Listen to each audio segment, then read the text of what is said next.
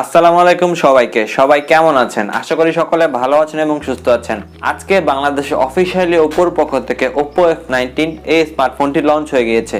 So আজকে আমরা এই ভিডিওতে Oppo F19 এর ফুল স্পেসিফিকেশনস রিভিউ করব এবং এই প্রাইসে ফোনটি নেওয়া উচিত হবে কিনা সেই সম্পর্কে আপনাদের ধারণা ক্লিয়ার করব। আপনারা দেখছেন টিউটোরিয়ালস ভ্যালি টেক ভ্যালি, আপনাদের সাথে থাকছে আমি তাইসির। আম পাতা জোড়া জোড়া, রিভিউ হবে ওরা ধরা। সো বন্ধুরা শুরু করা যাক।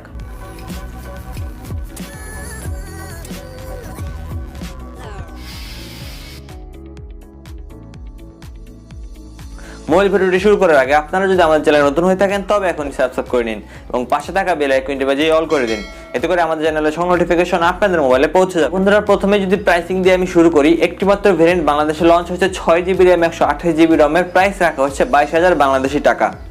সো প্রাইসিংটা অ্যাকচুয়ালি কেমন হয়েছে সেটা আমরা ভিডিও শেষে গিয়ে বলবো। আপনাদের মধ্যে অনেকেই আমাকে কমেন্ট সেকশনে প্রশ্ন করেন যে কোন শপ থেকে মোবাইল কেনা যায় বা ট্রাস্টেড শপ কোনটা। আপনারা আমার মতো সফল গরিবদের জন্য আমাদের সাথে আছে গরিবের গ্যাজেট। আপনারা অনলাইন বা অফলাইন দুইভাবেই তাদের থেকে ফোন পারচেস করতে পারেন। বসুন্ধরাতে তাদের শপ আছে, সেখানে সরাসরি যেতে পারেন, বাট এখন যেহেতু কোভিড টাইম, সো আপনারা যদি অনলাইনে অর্ডার করতে চান ডেসক্রিপশন বক্সে তাদের পেজের লিংক এবং গ্রুপের লিংক দিয়ে দিলাম এবং মোবাইল নাম্বারও দিয়ে দিলাম। সো আপনারা তাদের থেকে ফোন নিতে পারেন, অথেন্টিক ফোন পাবেন তাদের থেকে নিলে এবং রিজনেবল প্রাইসের মধ্যেই। বক্স কন্টেন্ট, বক্সটি খুলে আপনারা প্রথমে পেয়ে যাবেন ডিভাইসটির সাথে থাকছে একটি খুব ভালো মানের টিপিইউ কেস, কিছু ডকুমেন্টেশন, সিম ইজেক্টর পিন, 33 ওয়াটের charging brick, type C data cable এবং একটি ইয়ারফোন। অ্যাপ্লাইড ফোনের মধ্যে স্ক্র্যাচ গার্ড প্রোটেক্টরও থাকছে। ডিজাইন এবং বিল্ড কোয়ালিটি পুরোপুরি প্লাস্টিক বিল্ডের ফোন, ফ্রেমটাও প্লাস্টিকের, ব্যাকটাও প্লাস্টিকের, বাট গ্লোসি প্লাস ম্যাটের একটা মিশ্রণ আছে। সো খুব একটা খারাপ না ডিজাইন এবং 7.95 মিলিমিটার থিকনেস, 175 গ্রাম ওজনের মাত্র। সো খুবই হালকা পাতলা একটি ফোন। সো ডিজাইন ওয়াইজ খুবই সুন্দর লাগবে। ফ্রন্টে লেফটে থাকছে 5 হোল, ব্যাকে ট্রিপল লেয়ার ক্যামেরা সেটআপ থাকছে একসাথে। সো খুব একটু নতুন কিছু একটা না, চেইন বেজেল সবকিছু ঠিকঠাক। সো অনেক হালকা একটি ফোন, খুব স্লিম একটি ফোন এবং ডিজাইনটা আপনাদের সবারই পছন্দ হবে। ফ্রন্টে কোনো রকম কর্নিং গ্লাসের প্রোটেকশন আছে কি না সেটি অফিসিয়ালি জানা যায়নি। সো ধরে নিচ্ছি ফ্রন্টে কোনো কর্নিং গ্লাসের প্রোটেকশন নেই। পোর্টস এবং বাটনস উপর দিক একদম ক্লিন, যেখানে আমি মনে করি অবশ্যই একটা সেকেন্ডারি নয়েজ ক্যান্সেলেশন মাইক্রোফোন থাকা উচিত ছিল। বাম পাশে থাকছে ভলিউম রকার এবং তার ঠিক উপরে সিম ট্রে, যেখানে ট্রিপল স্লট থাকছে, অর্থাৎ দুটি সিম একটি মেমোরি কার্ড একসাথে ব্যবহার করতে পারবেন। ডান পাশে থাকছে পাওয়ার অন বাটন, নিচের দিকে থাকছে type C port, 3.5mm port, primary microphone এবং স্পিকার গ্রিল।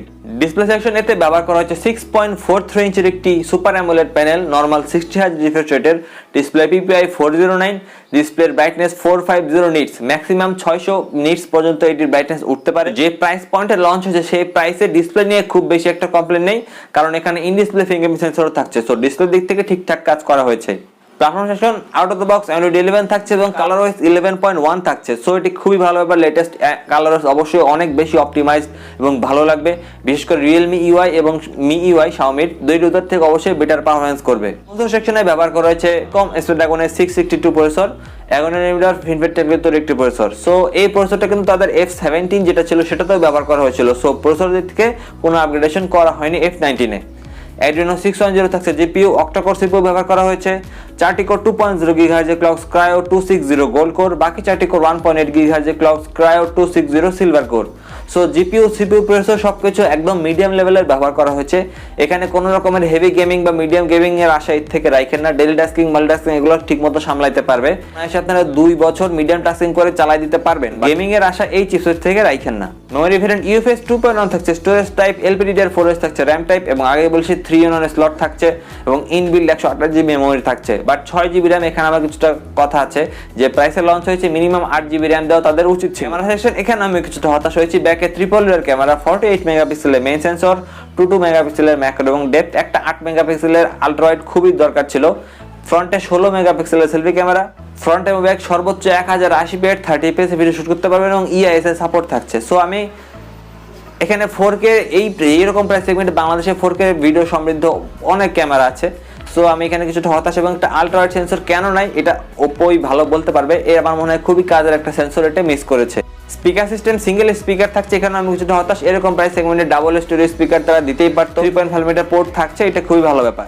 সেন্সর বন্ধুরা সবচেয়ে বড় highlight in display fingerprint sensor থাকছে, এক্সেলেরোমিটার, প্রক্সি, জাইরোস্কোপ সকল ধরনের গেমিং সেন্সরেতে ব্যবহার করা হয়েছে। কানেক্টিভিটি ডুয়াল ভোল্টি 4G থাকছে, ব্লুটুথ 5.0 থাকছে, ওয়াইফাই 802.11 থাকছে, টাইপ সি পোর্ট থাকছে। বাংলাদেশি ভ্যারিয়েন্টে কোনো NFC সাপোর্ট থাকছে না, তারপরে সকল ধরনের কানেক্টিভিটিতে ব্যবহার করা হয়েছে।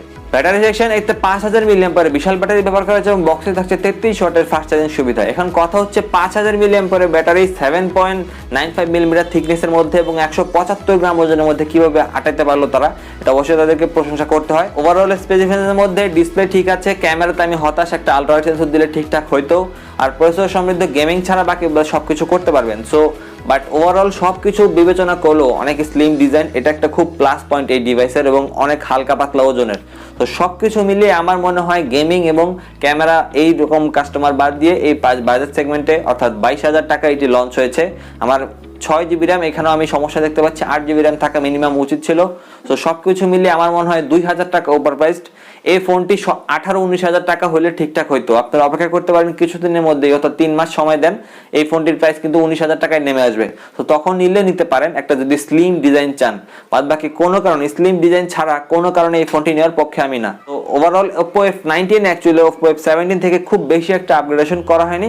সো এই ফোনটি নিয়ে আমি পুরোপুরি হতাশ। বন্ধুরা, ছিল আজকে আমাদের ভিডিওটি কেমন লাগলো? ভালো লাগলে একটা লাইক করবেন এবং শেয়ার করবেন। পরবর্তী ভিডিও দেখা পর্যন্ত সবাইকে আল্লাহ হাফেজ।